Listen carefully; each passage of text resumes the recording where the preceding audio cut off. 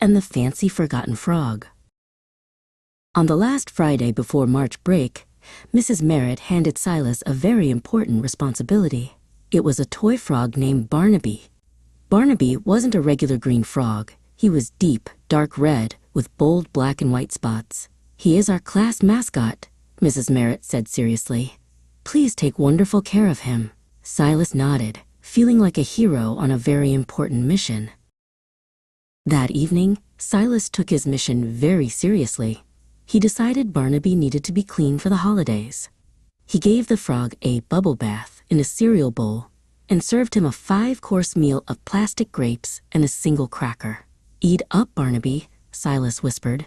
"We have a big week ahead." Barnaby just stared back with his shiny button eyes, looking very well fed. On Saturday morning, Silas went to visit Grandma.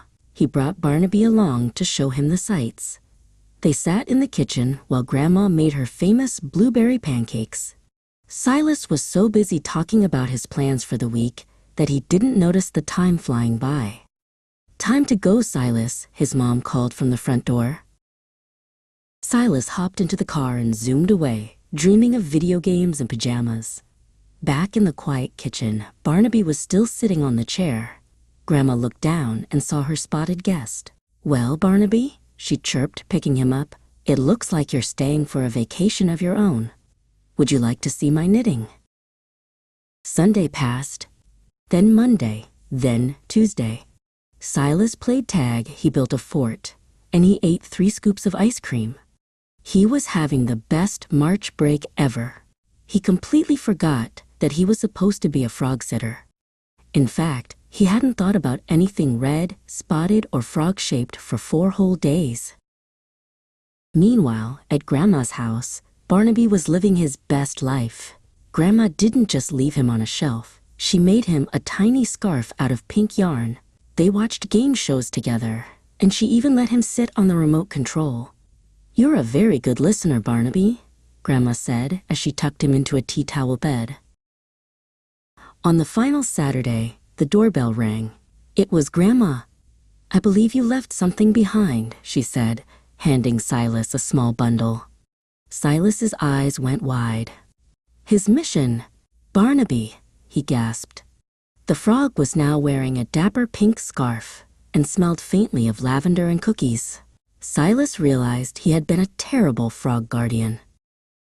Silas promised to keep Barnaby safe for the last 2 days.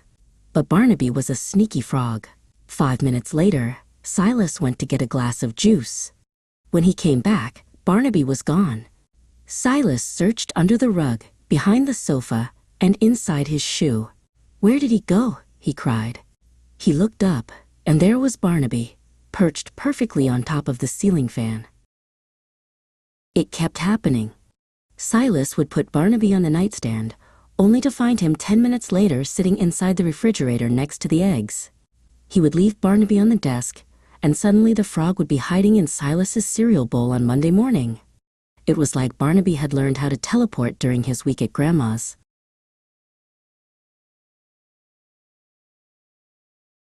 At school, Silas returned Barnaby to Mrs. Merritt. The whole class gathered around to see the frog's new pink scarf.